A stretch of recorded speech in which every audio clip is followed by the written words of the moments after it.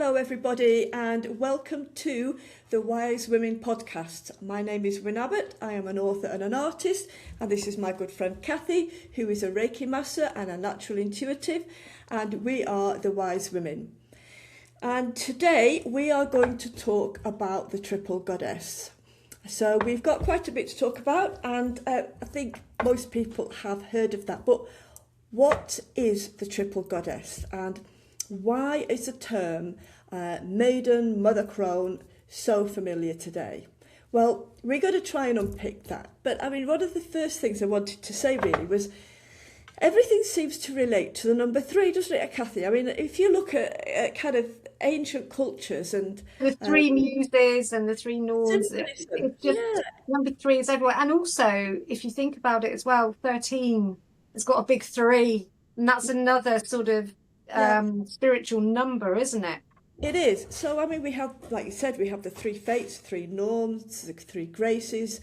We have got the Triskel. So it's a very special number. So when we look at ancient mythology and we're looking at Sumerian, Greek, Egyptian, whatever we're looking at, 3 is a very important number. And we see, quite often we see the triple aspect of the goddess. But we don't talk about, or certainly the ancients didn't talk about it as the Maiden, Mother, Crone, as in the triple goddess that we talk about today. So if we look at, say, Hecate, she was seen with 3 faces, 3 parts for 3 aspects. But it was only later times when she was kind of equated with Artemis and Selene that she became known as the triple goddess. So, I mean, you've found that as well, haven't you, Kathy? And it's something that people think, the triple goddess, the Maiden, Mother, Crone. Yes, this triple concept is an ancient thing, but this Maiden, Mother, Crone concept that we use these days, to be honest, is quite a modern thing, isn't it? It is a modern thing. Robert Graves. Robert Graves did. Yeah, in his book, he talked about it a lot, didn't he? His book, what was it called? The White Goddess. White Goddess, yeah. Yeah, he did talk about it. But I think one of the things we want to talk about, don't we, is also that terminology, Maiden, Mother, Crone. I mean, it's related to the moon, the waxing, full, and waning. But also look at the terminology. But I mean, when we look at the triple goddess, and I think that a lot of people see triple goddess, so they'll see the Irish Morrigan or the Irish Bridget, because there was 3 aspects of Bridget. And as I said, the fates and the norns, so they see them as a triple goddess, and they assume that means Maiden, Mother, Crone, but it didn't, because they were 3 sisters. That the Morrigan was sisters, and as with the Greek triples, and there was also somewhere might be 3 mothers, 3 sisters. Right, it's sort of like 3 separate entities, but instead of them being kind of lesser, fuller, more, or whichever way you want to look at it, these were 3 separate standalone kind of entities that made a threesome. Yes. Whereas the Maiden, Mother, Crone, they're kind of it's like the same person going through growth is where we're coming from with that, isn't it? It is, yeah. And I think that's where I think it's quite easy to get confused, because lots of goddesses are now put together in triple form. We're maybe seen as triple aspects before, but they're not always in that different stages. The young, the mother, the older woman. So it's not always about a stage in life. So like with the Morrigan, it was about there was it was about prophecy and sovereign, and so it was there were different aspects to that one goddess. And they're seen as 3 separate goddesses, but they are also seen as one goddess with different aspects. Yeah. Oh, excuse me, I don't know what's in my throat today. I've got a bit of a frog in my throat. Excuse me, Wyn, coughing. That's right. I mean, I think when it can sound really confusing to Well, I've tried to explain it is if you only need to look at yourself. I mean, I am a mother, a daughter, a sister, an aunt, a wife. I'm all these different. I'm different to each. I'm different. Whilst I've got this core essence, the the way I am with my children or my grandchildren is different to how I am with my husband or how I was with my mother or what. And so we have all these different aspects of ourselves: the working aspect, the chilling aspect, the maternal aspect.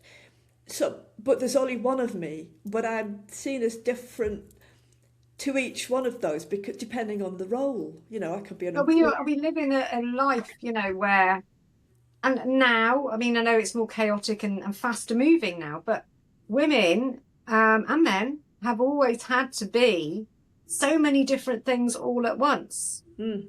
So you have to sort of adapt. And I think, because when you talk about the Maiden Mother Crone, what I love about it as well is that there is an astrology connection, as you spoke about the moon, but there is also there are certain sort of signs in astrology that associate with them, and I love them because it's all about growth and kind of accepting where you are at that point, but not wanting to stay there. So the maiden, so that's the waxing moon.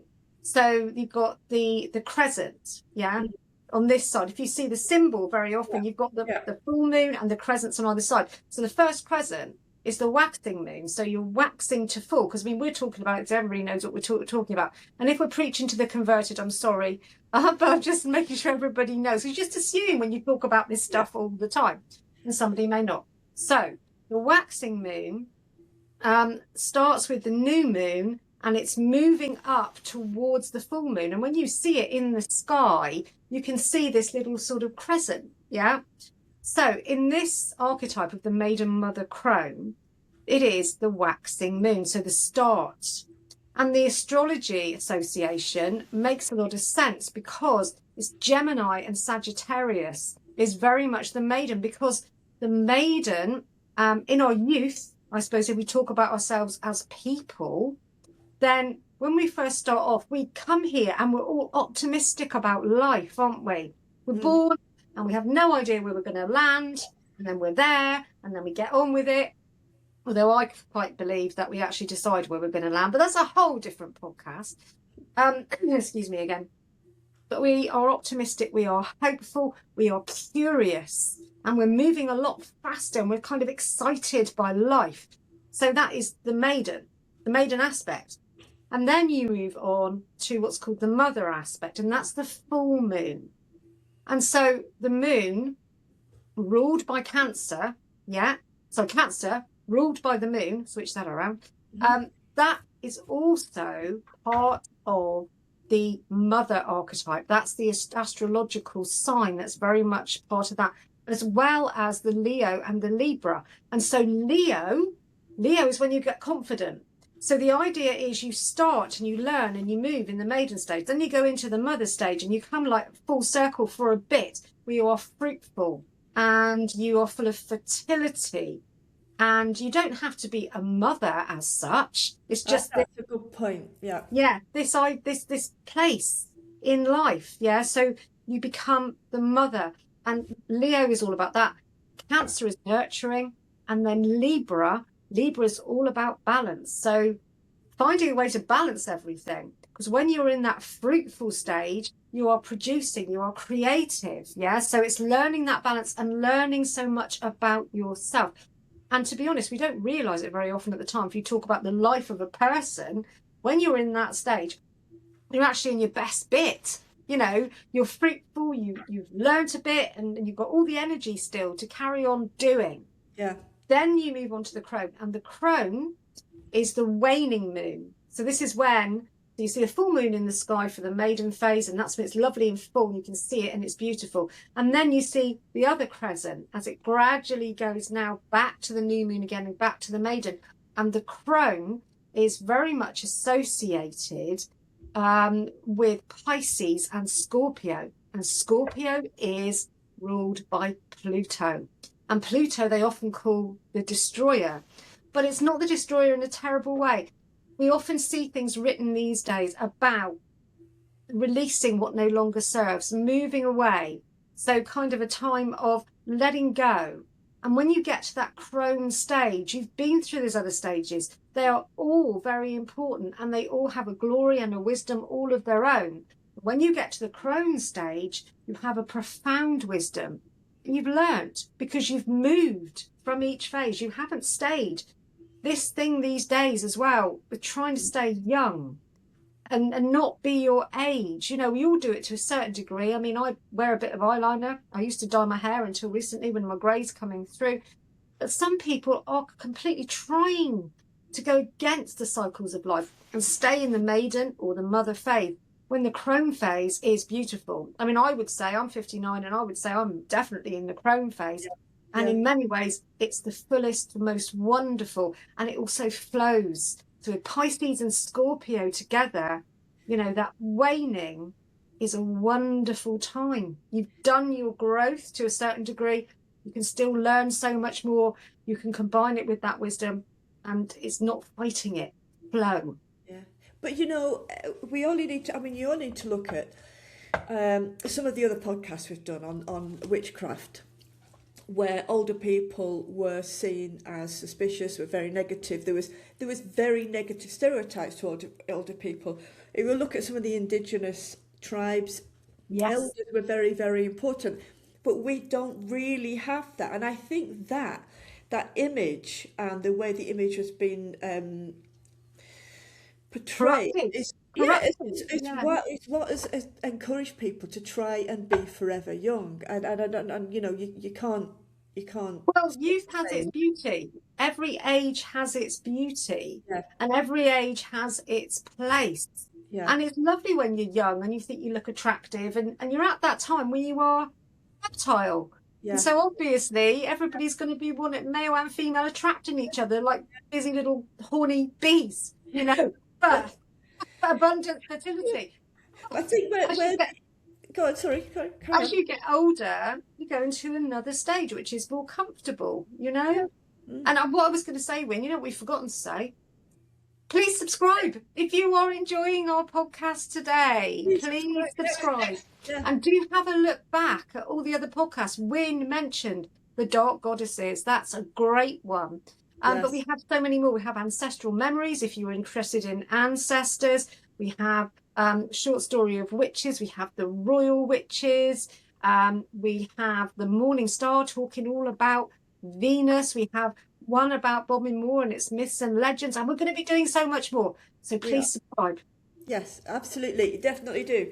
But, you know, with what you've just been saying about the kind of the Maiden, Mother, Crone, what I want to do is to have a look at how that is actually seen. So if you look at in ancient Greek, so the triple goddess, again, they were seen as triple aspects. But in modern terms, we've got Artemis as the maiden, as the waxing moon, you know, the new moon. And we've got Selene as the full moon and Hecate as the crone. So they depict the triple goddess, but so does Persephone, Demeter and Hecate. Yeah. So Persephone being the maiden of spring, and Demeter being the goddess of agriculture and harvest and the full moon. And then again, Hecate being the crone. Poor Hecate is always seen as a crone, and I actually find it difficult to see her as a crone, but she's always fitted into that. So when we talk about the triple goddess, everything, isn't she? Yeah. Hecate can be everything. Yeah. Because she's adapting, and isn't the triple goddess archetype all about adaptation? So yeah, it is. So when we talk about the triple goddess with respect to what you were saying about the three phases of the moon, they fit, or they are fitted to those two triple goddesses. But when we get to say, well, I've just done a talk on Baba Yaga. So if you looked at the Slavic Baba Yaga, it's often seen as three of them, and the Morrigan that we've already talked about, and Bridget, and you see others. They are often fit because they're seen as triple. People try to fit in which of those is the maiden, which is the mother, and which is the crone. And the answer is none of them, because they're not they are a triple goddess, but they are not. They're a triple aspect, or they consider as triple goddess a triple aspect, but they are not those Maiden, Mother, Crone.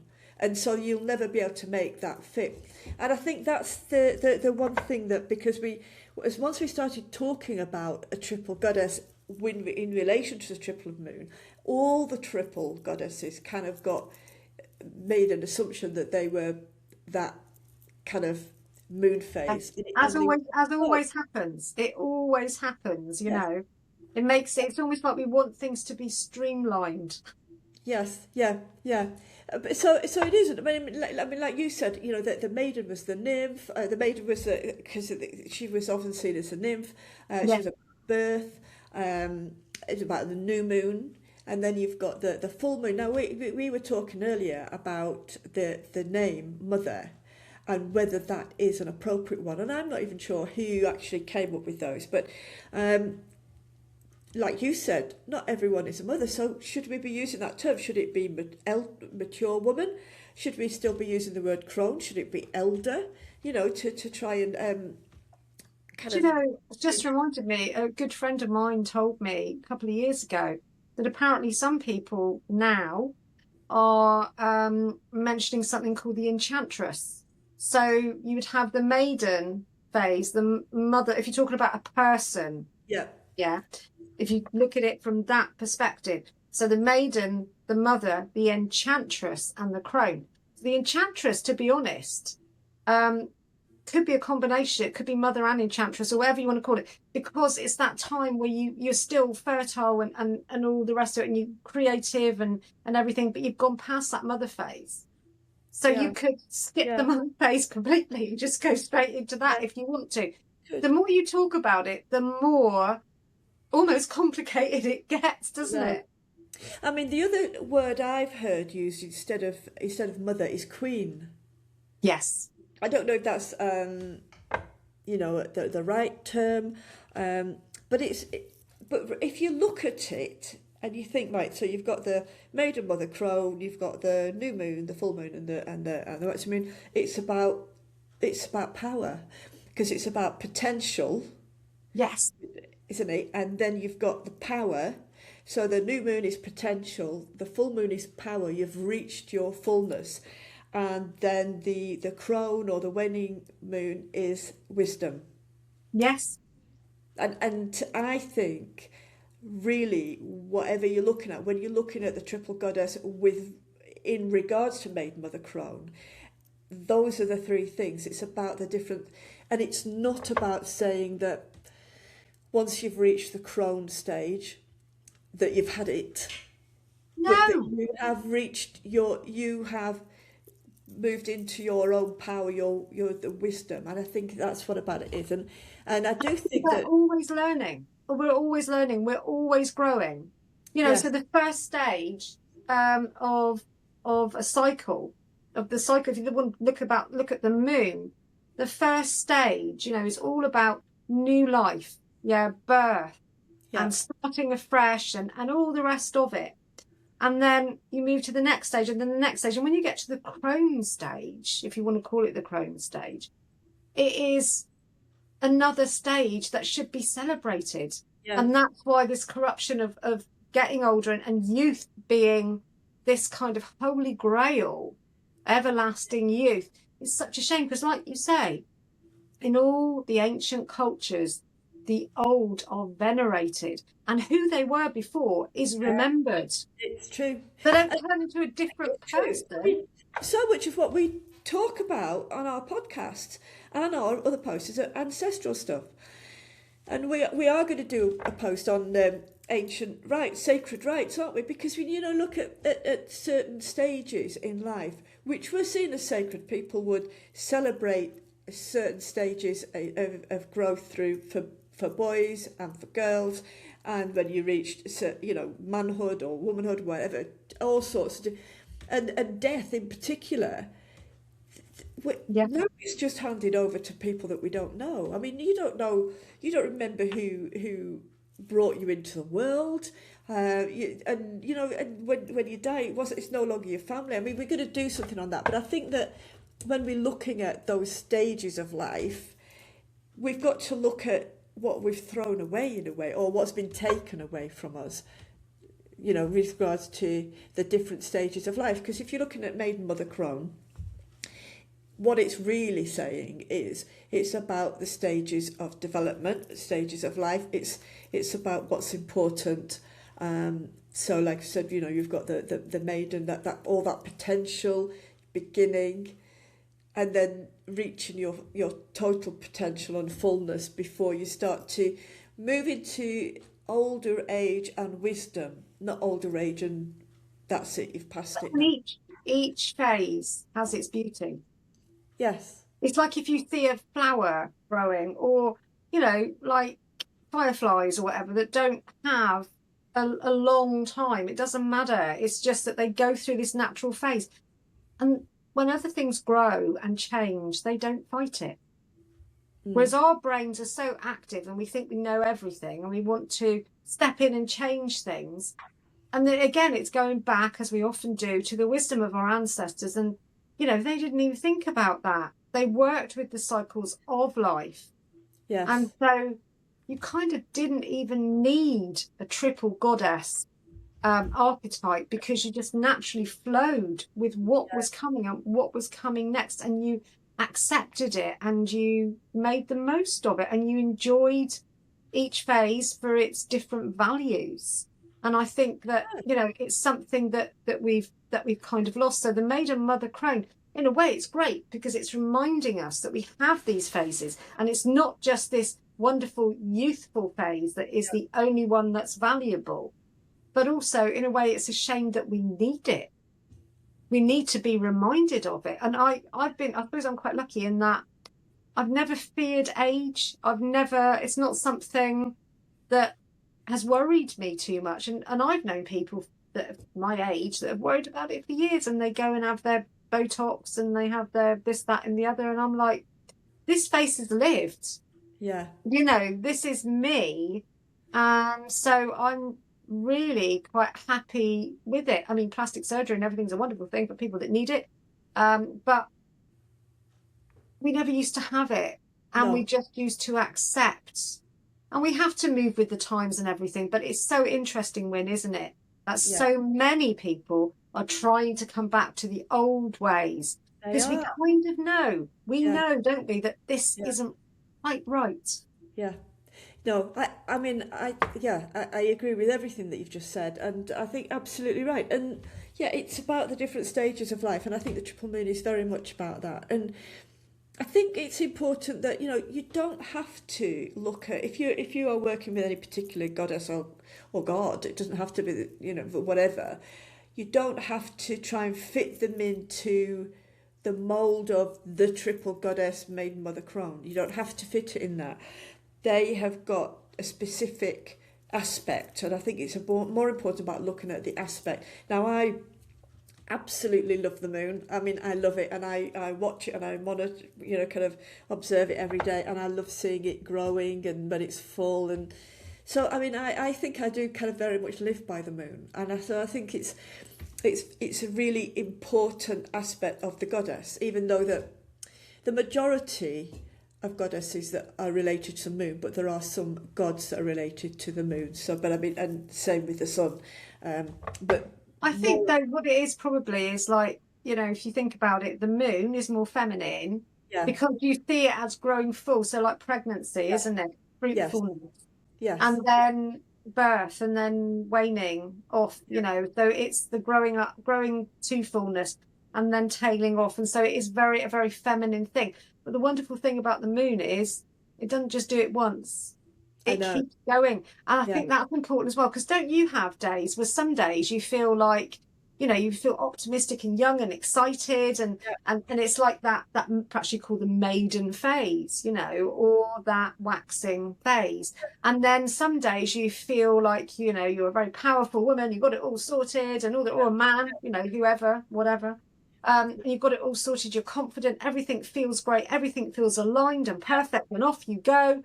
And then some days you just think, I feel my age. I feel, and I'm quite comfortable with that. Or sometimes you get days you just think, I'm completely Crone through and through because I'm absolutely knackered and feel like I'm 105. But all those phases and the times that you feel like you're in the dark, and you have those dark, we want to call it dark night of the soul, or just a day or two and you don't feel quite right, or you have things going on in your life. When you get to the Crone stage, you're very lucky, really, because you can dip, whether male or female, you can dip back into all of that wisdom.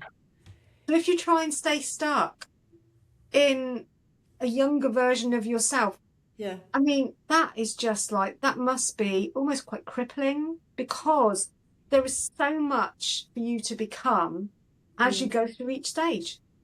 Yeah. But it's like, it's what we were talking about earlier, though, was the fact that number three, it's not just about the triple God, it's about the fact that number three is such a powerful number.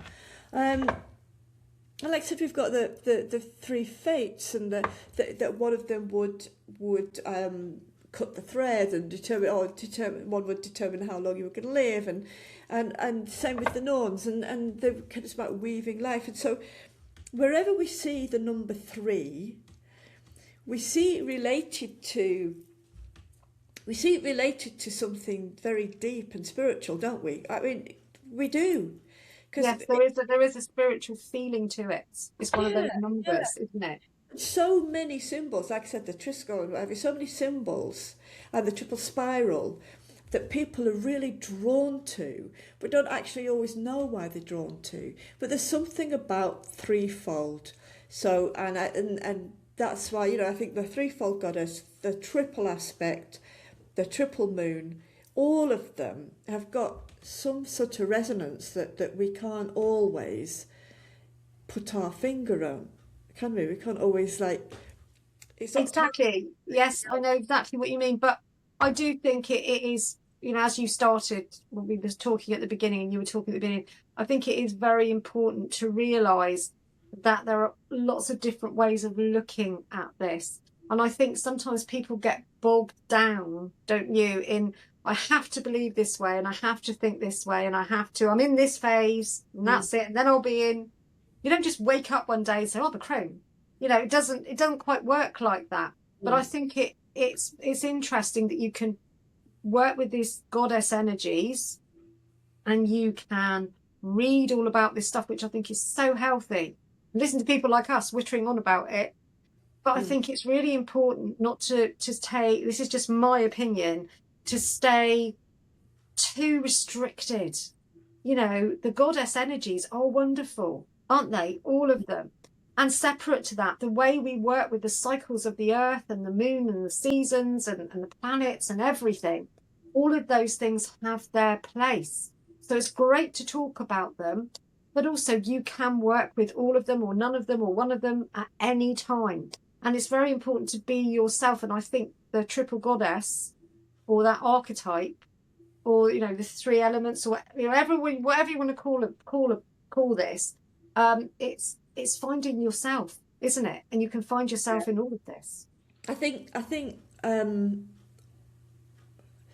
what I'm picking up from what you're saying is that, well, I'm going to mix it with what I'm thinking as well, is that so for instance, if I am researching or working with a particular god or a goddess, I let them come to me first, and I feel that them knocking on my brain, or I keep seeing signs or symbols everywhere, and you don't always follow them straight away, but then when you do, and you think, oh, I've seen this everywhere, and I think that really is the way to work out how to work with it. So if you are getting bombarded with a crescent moon, or Persephone, or Artemis, that's about maybe working with that stage of the triple moon or the triple goddess, but it's about following that thread and finding out what is it in this stage of my life that I need to be working with.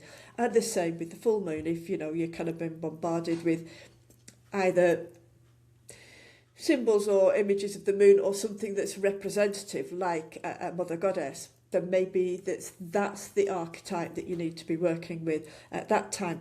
And it is important to read about it and what have you, but I think the first thing is to try and listen and think, what is it that I'm being told? And then, because I think sometimes there can be a danger in reading too soon and getting all the books and thinking, oh, it's this, or it's this, or it's this. But I think sometimes you've got to. And that's quite confusing because every book is an opinion. I mean, there is research, but every book is an opinion. Yeah, it is. It is. And, there's some amazing, amazing things out there. But there is also some things that aren't quite accurate and quite aren't factual. So I think that it's the first thing, whatever your face you're being drawn to, Maiden, Mother, Crone, New, Full, or, Crone, then it's what is it saying to you? And how is it relating to your particular stage in life? Are you at the beginning of something? Are you going to buy a house? Are you starting a new form of study? Are you at the end of something? And it's about, and I think that's what it's about. It's not just about saying, I'm going to work with the triple goddess, I'm going to work with this. It's about what stages are you at? Are you beginning? Are you ending? Are you fulfilling? Are you just completing? And following that thread. And tapping into wisdom and not putting yourself in a box. If you feel like a maiden today, be that. Yeah. If you can be optimistic and hopeful, then be that. If you know it's time to let things go, then do that. And I think this is a very healthy way of looking at it. Yeah. And I think that the goddess energy is very, very powerful. But I love the fact that Libra is associated with the mother archetype, because if you think about it as well, that's all about balance. Yeah. That time in life is when male and female often come together. So it's looking at both aspects. It's like you can't have dark without light. You can't have one side of the coin without the other. You need that male and female balance. Libra is all about balance. So, we all need that goddess energy, whether we are male or female or whatever, but we also need the God energy as well. And so it's opening up to everything. And, if you have that goddess, powerful, sovereign feeling about you, good for you. But also, I think sometimes the divine feminine as well seems to be broadcast everywhere. And I feel very sorry for the divine males, because the divine masculine is just as important, isn't it? It is. It is about balance completely. And I think that's one of the big problems that we've talked about in the past, isn't it? So we've suddenly got this, well, not suddenly, we've got this patriarchal thing that wiped out any credibility of the feminine. And it's taken a long time to come back. So everywhere you look now, everybody's trying to bring back the divine feminine and is working with that.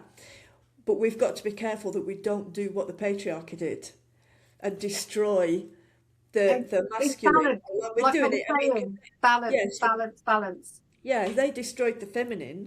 We don't want to do that. We want. It's about, like you said, it's about balance, and it's about wholeness, and that's what it's all about. And I'm just settling my cat down. It's May. She always makes an appearance. If you've watched these before, you'll know that she does. And she's about to jump on my lap. So I was just like, what I was doing. I wasn't going completely doolally. It is possible today, but it hasn't happened. I'm fine now. Sorry, Wynne, to interrupt you. I just want to explain what I was doing.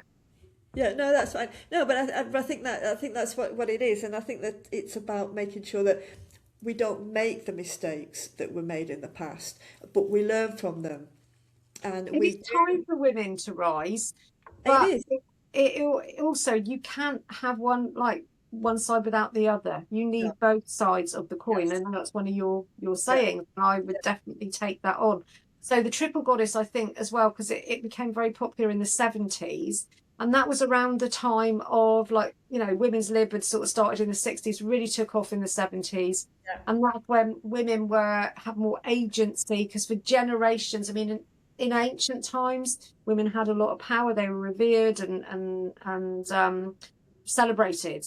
And then we went through a horrible time where, for hundreds of years, if a woman got married, for example, all her property went to her husband, so he was the one that was in charge and should be honoured.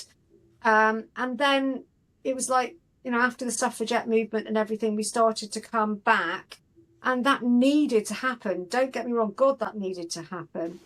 But now I think, you know, we have to now say, yeah, we are rising. That's great. Let's all rise together. Yeah. It doesn't have to just be goddesses. It's gods, Yeah. all gods. It's I, everybody. I mean, I know Robert Graves talked a lot about he talked about it, and other people did. But I'm not really sure where the very first Maiden Mother Crone actually came from. I mean, No, I can't. Yeah. I mean, I just I'm just thinking about the Father, Son, and the Holy Ghost, the God. You know, Yeah. It's another and triple. a triple God, and so in the respect that we're talking about, I mean, does it make sense? But I mean, to me, I've always thought it should be Father, Mother, and Son. You know, God, Goddess, and the Son. I mean, I'm not quite Yeah. sure why it's the Holy Ghost, but I mean, it's. I know we talked about the triple Goddess, but I think with you, what you were saying about about that balance, that I kind of feel there are other ones though. There are, if you look at Hindu, you see a triple deity that are all Yeah. male. So there are triple deities that are all male, and there are triple deities that are all female. I don't know, and please tell me if I'm wrong, because I'd love to know. I don't know if there's any mixed triple deities. I think they're either male or female. That would be great if there were, because that would be the ultimate balance, wouldn't it? That would be the ultimate balance. But I mean, I we have think, God and Goddess, don't we? We have yeah, lots of examples of the God and Goddess. I just when we come to the triple aspect, it's either triple Goddess or triple God. yes. So But if you I think definitely think the 70s is where this really went, you know, yeah, beginning then. And yeah, then obviously neo-pagans, you know, they got hold of it because they're very connected, God bless them, with the earth and everything. And yeah, I completely celebrate them as well because they're going back to the old ways. And so the triple goddess and Mother Earth, the yeah, goddess, you yeah, know, that's all part of that. So that's when this started to rise. And I think celebration of the female and the female body and the female cycle is very important. And if you think about as well, like the menstrual cycle, that's a month, isn't it? So that's the moon cycle. mm, You know, it's all kind of tied up, and stuff that was pushed aside for yeah, yeah, many generations. People have started to honour it. People of both sexes, and so that's when the triple goddess came up. But then you get, like you say, you get so much information from so many people, and a lot of people have their own opinions, and as they should. But yeah, it's really nice to hear sort of what we've spoken about today, different aspects of that, different conversations about it, to open up more conversations. yeah, yeah. No, definitely, definitely. I think there's a lot to talk about. I mean, I've always found the whole triple goddess a little bit not confusing really. When I look at kind of like, because we get Artemis, Selene, and Hecate, and they are seen definitely as a triple goddess. But it's like, how did they become seen as that triple goddess? How did they become related? I So, can see more Demeter, Persephone, and Hecate. I can see that fit. so if But you say you were going to describe those three that you first mentioned, so how would you describe Artemis? well, she's more of a kind of to do with wilderness and the hunt. She's the huntress, isn't she? So That's she, Diana, isn't it? The same as she's Diana? not Is mother. that the same Diana, but in a different Yeah, in a yeah, yeah? So yeah, different cultures. Yeah. yeah, Okay, yeah. I've Well, got that. yeah. So their names were changed when they moved to the Yeah. Romans. So I can, yeah. So I just never quite sure how or why they Artemis. would No, bring that. together. I mean, they definitely they're all linked to the moon. I think that's what it is because they all had a link to the So moon. Selene, then she is like that Yeah, fruit yeah. moon, and They're all Artemis is linked both together. hunting. Yeah, Then she's hunting by the light of the moon. Yeah, maybe. Yeah. and I mean, then yeah, doesn't make a lot of sense to I me. mean, the fact that they all have a link to the moon doesn't necessarily Yeah. make them a fit. I mean, if you look at Demeter and Persephone, they don't really have a link to the moon, but you can see the maiden mother crone Certainly. aspect. You know, you Yes. can see that fit. But I mean, you know, it doesn't. In some respects, it doesn't really matter. In some respects, just because I just want to know, and I'll probably do some more digging and find that out. I'm the same. I'm the same. I But like to know you everything. know, in the overall scale of things, I think it's about enjoying working with the triple goddess. Don't assume that every time you come across a triple goddess, because I think sometimes people say, "Well, I'm trying to work out whether which one is the crone and which is the mother," and the chances are they might not be if they were seen as sisters or triple aspects. That you're not going to find that. And the good So thing about that is they blend. yeah, Everything blends. We yeah, blend in life, don't we? yeah, Adapt from one phase to the next. And so what these energies, these female divine feminine goddess, whatever you want to call it, energies are yeah, trying to do, they're yeah, helping us to adapt to each phase and yeah, enjoy the phase you're in and make the most of it. And yeah, when people talk about sovereign beings and all the rest of it, well, basically that's living in the moment and yeah, doing your best with that moment and who you are at that time and celebrating that. So it's not, it doesn't, I think as well with the goddess chat that you get these days, I worry a little bit. It's a bit like, I'm going to get controversial now. It's a bit like manifestation. You know, I think sometimes, and parapositivity, sometimes it can make people expect too much of themselves. yeah, No, and I think the triple goddess is useful, or that sort of thought process is because nothing is right, nothing is wrong, everything is as it should be. It's just being your best self as mm, you move through these phases, not fighting them. And every phase in life, you know, there are times when you might feel like that maiden, like you're not really sure what's going on. You're curious about it, but it's all brand new.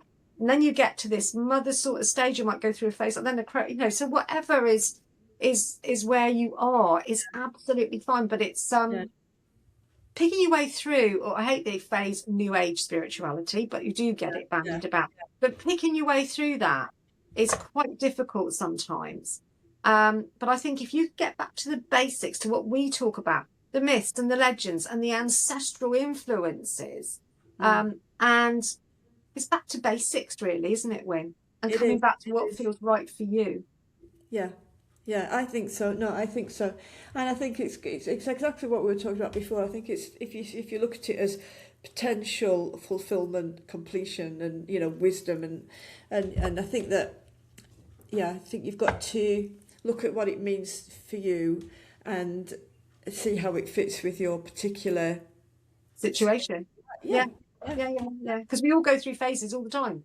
yeah. You Oh, of know, course we each of do. us is ebb and flow, wax and wane, you know, Yeah, so it is just the way it is. And I think, you know, to finish up, I think probably the triple goddess just reminds us of that, because then the cycle starts again. And none yeah, of us really know what's around the corner, so we just got to flow with it. yeah, yeah. Go with the flow. Yeah, Yes. and let your goddess go with you, or your god. Yes, all your gods. Yeah. Yeah, or both. It used to say that. That was a bloke on the telly, wasn't it? Dave Oh, Allen. that's him. Yes. Yes. You Let did your a god little go with you. female Yeah, yeah. impression there of Well, Dave Allen. probably most of you watching will think, who? Dave Yeah, Allen? And that proves that we're crones. it does. There we go. See, that's a good way to end that. Yeah. But before we go, we're just going to tell you a little, or I'm going to tell you a little bit about the next podcast.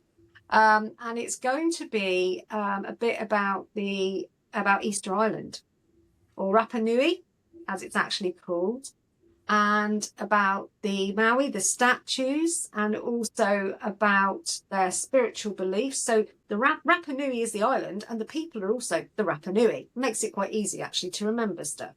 And so everybody knows, don't they? They've seen it in a book or a film or something on telly, National Geographic or something, and you've seen these big head statues on this Amazing. island. And they are Amazing. fascinating. They are amazing. But the more you look into it, they are amazing. But I tell you what, the people are even more amazing. And the story of Rapa Nui, and I'm going to give it its real name. We'll call it Easter Island. But it only became Easter Island because some guy from Holland decided to come across them on an Easter Sunday, come across it on an Easter Sunday because it was so far away. But yeah, we're going to look into the spirituality and the beliefs and also the history, and see where these people came from and where they're going now. And some of their rituals are absolutely fascinating. They have they move from one sort of set of beliefs to another, and then they cross back again. And they have a real interest in the imagery of birds and bird power, etc. So it's a fascinating story, and I can't wait, for both of us to get to grips with that. And just again, it's all about how the ancestors lived.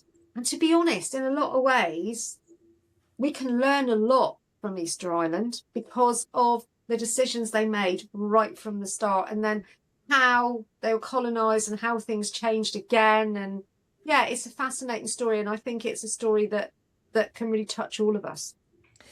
I can't imagine anybody looking at Easter Island statues either in a book or television or whatever without thinking, wow, because they make the hairs on my arms tingle. I mean, they're just incredible, and it is. Well, I believe in energy transference, and for me, if I look at standing stones, if I stand near one, I can really feel it. But I mean, if I look at them, I believe very strongly in, if something has meant so much to somebody, right, which these obviously did, they are imbued with that power and that spirituality and a spiritual energy that the Rapa Nui believed was in these statues. I think that's going to be a really good podcast. So just remember to subscribe. Don't miss out. Every Friday, our podcasts are updated onto YouTube every Friday, and we will always post on our Facebook pages. So just so you don't forget, every Friday. And our details will be on the end of this as well. So you can see a little bit more, and do have a look. If you do go into the channel, if you enjoy this, have a look at the channel and about us. And you can see our little chat that we did when we first started. We've only actually been doing this a few months, but it's really taken off well, which we're delighted about. You can find out a little bit more about us and what we were thinking of doing when we started. And so that's going to be interesting. Yeah. And read a bit of the blurb if you go into the channel itself, and just read about what we're all about. And share our post. We would love you to share, and we would love you to tell us if there's anything that you'd like us to talk about. And also talk to us if we've made, if we've said something you don't agree with, or something you thoroughly agree with, or you want to start a conversation on the podcast or on either of our Facebook pages. We would be delighted. Yeah. Okay. Fantastic. Thank you, Kathy. Yeah, thank you, Wynne. That was a really good conversation. And as always, and lovely working with you, as always. And you.